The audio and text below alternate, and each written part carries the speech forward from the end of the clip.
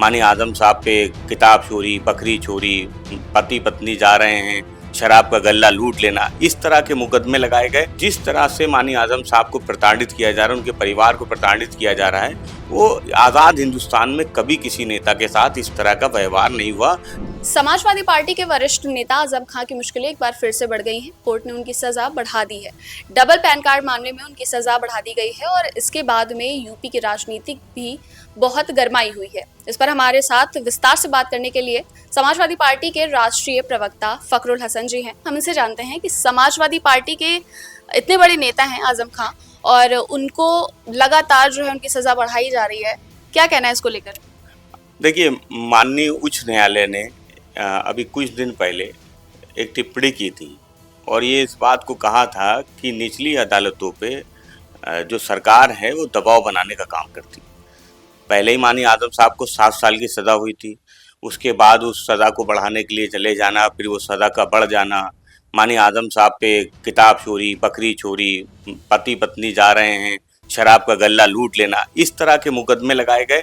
और समाजवादी पार्टी समझती कि आज़ाद हिंदुस्तान में किसी भी लीडर पे इस तरह से किसी भी सरकारों में आज तक इतने गंभीर मुकदमे नहीं लगाए। राजनीति होती थी, जब सरकारें बदलती थी, बहुत से विपक्षी नेताओं पे मुकदमे लगते थे, लेकिन जिस तरह से भारतीय जनता पार्टी की सरकार में 100 से ज़्यादा मुकदमे लिखे गए, उन पे, उनके परिवार पे, जिस तरह से उनको राजनीतिक रूप से प्रताड़ित किया जा रहा है, वो कभी नहीं हुआ। और इस तरह से कभी भी राजनीति पूरे देश में कहीं नहीं हुई जिस तरह की उत्तर प्रदेश में राजनीति हो रही है। माननीय आजम साहब समाजवादी पार्टी के संस्थापक सदस्य भी हैं, बड़े लीडर भी हैं, हमेशा रहेंगे, हमेशा उनका सम्मान है और उनकी लड़ाई को समाजवादी पार्टी माननीय न्यायालय में लड़ती रहेगी। ये ज़रूर है कि इस आदेश से निराशा हाथ लगी है और समाजवादी पार्टी समझती कि इसको ऊपरी अदालत में निश्चित रूप से चुनौती भी दी जाएगी, लेकिन जिस तरह से माननीय आजम साहब को प्रताड़ित किया जा रहा है, उनके परिवार को प्रताड़ित किया जा रहा है, वो आज़ाद हिंदुस्तान में कभी किसी नेता के साथ इस तरह का व्यवहार नहीं हुआ जिस तरह का भारतीय जनता पार्टी की सरकार में व्यवहार हो रहा है। तो क्या आपको लगता है कि आजम खां को राजनीतिक तौर पर टारगेट किया जा रहा है?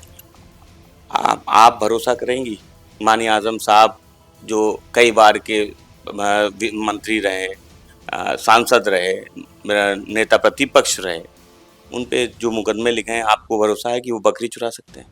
आप बताइए, किताब चुरा सकते हैं? पति पत्नी जा रहे थे, शराब की दुकान पड़ी, उसका गल्ला लूट लिया, आप भरोसा करेंगी? अगर कोई भरोसा करे, हिंदुस्तान में रहने वाला कोई नागरिक भरोसा करे, तो हम उस आरोप को मान लेंगे। मैं समझता हूँ कि देश में न्याय पसंद व्यक्ति जो देश के संविधान में, बाबा साहब के संविधान में विश्वास करता, अगर वो मान ले कि माननीय आजम साहब बकरी चुरा सकते हैं, किताब चुरा सकते हैं, पति पत्नी जा रहे थे, शराब का गल्ला लूट सकते हैं, तो मैं उनके सारे आरोप को मान लूँगा। अगर आप मान ले, मैं समझता हूँ आप भी निष्पक्ष हैं, आप मान लीजिए इन आरोपों को कि जो मुकदमे लिखाए गए, इस तरह के मुकदमे माननीय आजम साहब पे लग सकते हैं और वो ऐसा कर सकते हैं, तो मैं समझता हूँ कि पूरा हिंदुस्तान मान लेगा। हिंदुस्तान के रहने वाले आम आदमी, हिंदुस्तान के रहने वाले लोग इस बात को जानते हैं कि माननीय आजम साहब पे जो मुकदमे लिखे, वो भारतीय जनता पार्टी की सरकार में राजनीतिक देशवश लिखे गए, उनको प्रताड़ित करने के लिए लिखे गए, उनके परिवार को प्रताड़ित करने के लिए लिखे गए। और अगर उन्होंने एक यूनिवर्सिटी बनाई थी जहाँ पे शिक्षा दी जा रही थी, उससे किसी को क्या दिक्कत हो सकती है, लेकिन माननीय आजम साहब के साथ जो व्यवहार हो रहा है, जो अन्याय हो रहा है, वो पूरा देश देख रहा है। तो अब समाजवादी पार्टी इसके बाद में क्या कदम उठाने वाली है? देखिए, समाजवादी पार्टी अध्यक्ष आदरणीय अखिलेश यादव जी और पूरी समाजवादी पार्टी माननीय आजम साहब की लड़ाई को माननीय न्यायपालिका में लड़ रहे हैं, क्योंकि जब मुकदमे लिखे हैं, भारतीय जनता पार्टी की सरकार में लिखाए गए हैं, तो उन मुकदमों का ट्रायल चल रहा है, न्यायपालिका में है। समाजवादी पार्टी को देश की न्यायिक व्यवस्था पे भरोसा, देश की सबसे बड़ी अदालत पे भरोसा है कि अंतिम रूप से जब न्याय होगा तो निश्चित रूप से वो फैसला नहीं होगा, वो न्याय होगा। अभी तक जितने फैसले आ रहे हैं वो फैसले हैं, निश्चित रूप से फैसले हैं। और जब माननीय उच्च न्यायालय ने इस बात को कहा कि सरकार का हस्तक्षेप नजर आता है, तो समाजवादी पार्टी समझती है वो फैसले हैं, फैसले आएंगे, लेकिन जब न्याय होगा तो माननीय आजम साहब वो जेल से भी बाहर होंगे, बाइज्जत बरी भी होंगे।